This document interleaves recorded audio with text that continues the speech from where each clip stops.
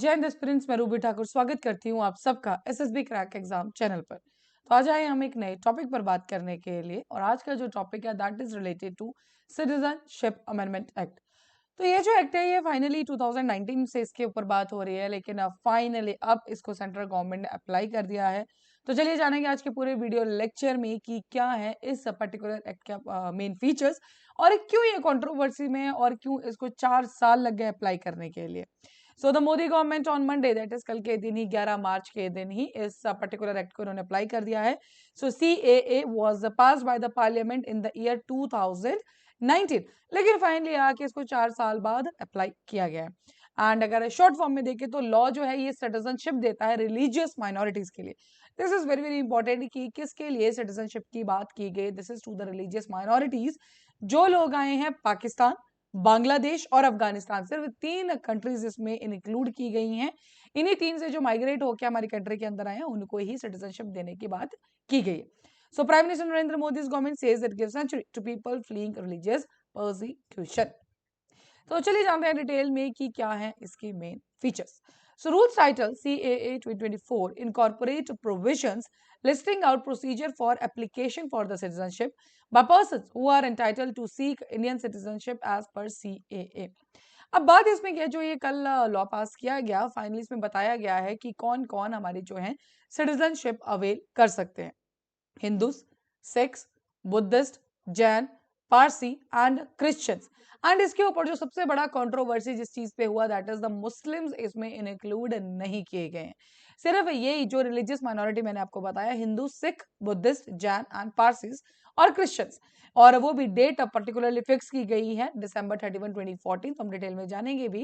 And ये 6 religion के लोग और जो कंट्रीज दिखे हैं that is the Pakistan, Afghanistan, Bangladesh, ये लोग जो माइग्रेट होकर इंडिया के अंदर आए और ये सिटीजनशिप लेना चाहते हैं तो यस इनको ग्रांट की जाएगी, लेकिन इसमें मुस्लिम्स के लिए कुछ भी नहीं लिखा गया है। Applicants are required to declare the year that they entered in, उनको डिक्लेयर करना होगा कि वो कौन से ईयर में इंडिया के अंदर एंटर हुए हैं।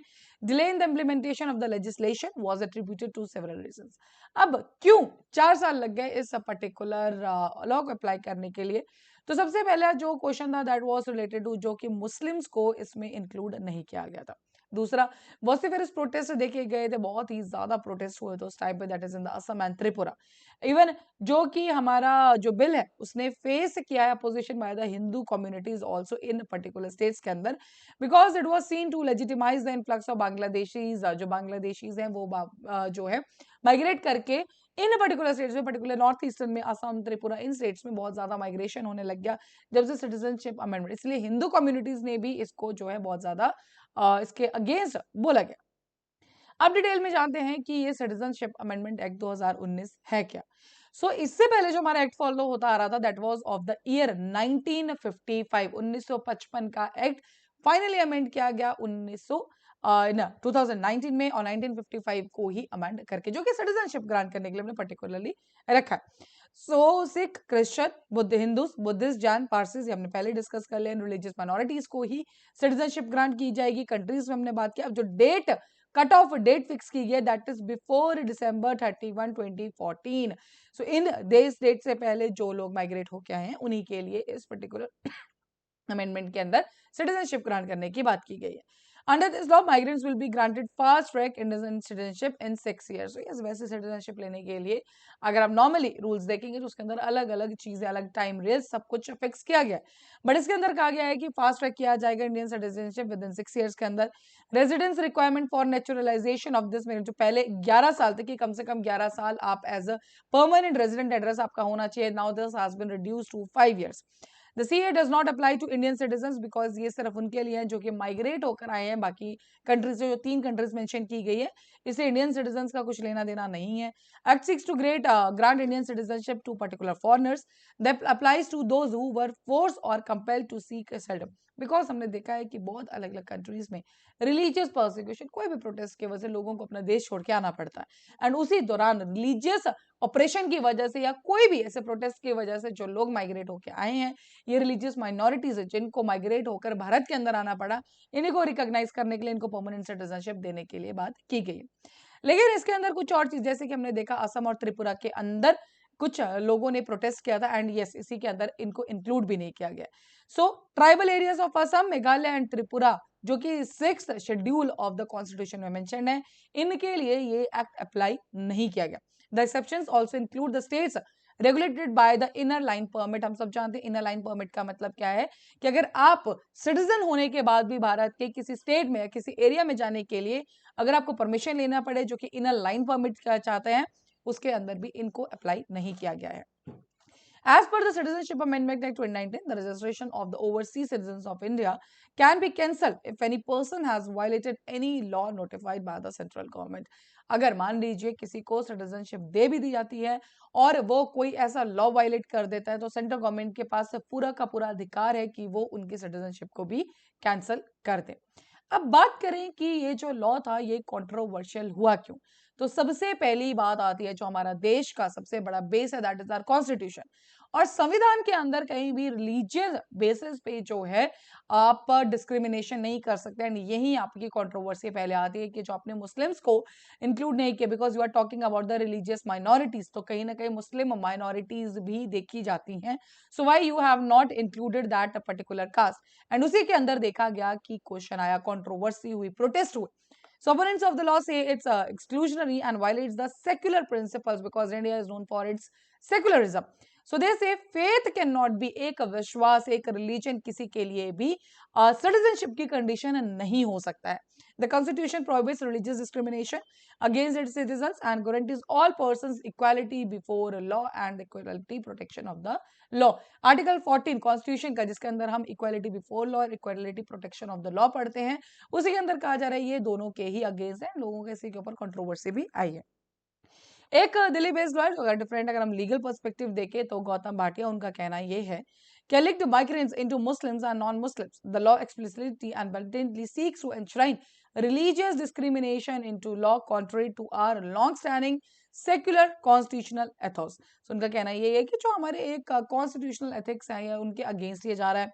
सेम ही हमारे हिस्टोरियन मुकुल केशवन, उनका कहना ये है कि couched in the language of the refugee and seemingly directed at foreigners, but its main purpose is the delegitimization of a Muslim citizens। आप कह तो रहे हैं माइनॉरिटीज की तरफ है, लेकिन कहीं ना कहीं आप सिर्फ मुस्लिम्स को सिटीजनशिप नहीं देना चाहते हैं, आप उस पर बात कर रहे हैं।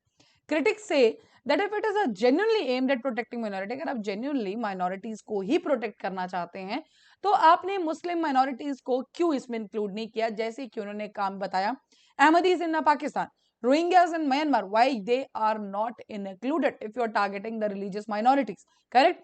So yes, ये थी हमारी कुछ controversies। और बात करें इस कल ही इसको अप्लाई किया गया और आज सुप्रीम कोर्ट में काफी रिट जा चुकी हैं, एंड एक इंडियन मुस्लिम लीग, उन्होंने भी सुप्रीम कोर्ट में चैलेंज कर दिया है। हालांकि सुप्रीम कोर्ट में इसका कहना यह है कि हम जरूर इसको बारे में सुनेंगे, इसको एड्रेस करेंगे, बट इस एक्ट को अभी के लिए हम नहीं रोक सकते हैं, वो अप्लाई हो चुका है। So a day after Center notified implementation of CA Act, Indian Union Muslim League approached the Supreme Court to challenge the move.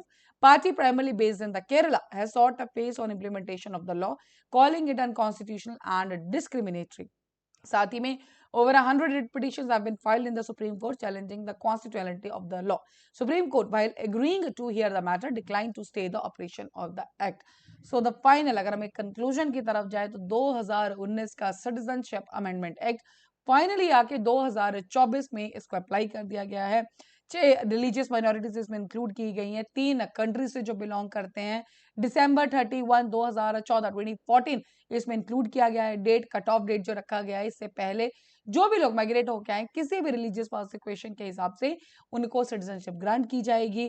जो प्रोसेस लंबा है, हालांकि विद इन 6 इयर्स इसको कंप्लीट किया जाएगा। जो रेजिडेंशियल रिक्वायरमेंट थी 11 साल की, उसको भी कम करके 5 साल कर दिया गया है। But yes, this was all, and अभी ये कंट्रोवर्सी आई है, सुप्रीम कोर्ट में चैलेंज कर दिया गया है। बट हाल के लिए this particular law has been applied, and the point is कि लोकसभा इलेक्शंस बिल्कुल पास में, उससे पहले इस तरह का move by the central government can give a different results. So that is all for this particular update. I hope you all are clear with the Citizenship Amendment Act 2019. So अभी आपके screen पे SSB interview online courses, so हर महीने हमारे batches बैठते हैं, you can join. साथ ही the courses for NDA series AFCAT, you can enrol in this particular courses. While enrolling you can use discount code जो कि वॉरियर 10। जैसे आप इस कोड को यूज करेंगे, you'll be getting the 10% off on that particular course. So that's all for the day. Thank you so much for watching this video lecture. जय हिंद, जय भारत। अगर आप एक डिफेंस एस्पिरेंट हैं और SSB interview, NDA, CDS, AFCAT जैसे exams के लिए प्रिपेयर कर रहे हैं तो आप एसएसबी क्रैक एग्जाम्स के कोर्स को चेक करना ना भूलें। आप हमारी लर्निंग एप्लीकेशन को गूगल प्ले स्टोर से भी डाउनलोड कर सकते हैं।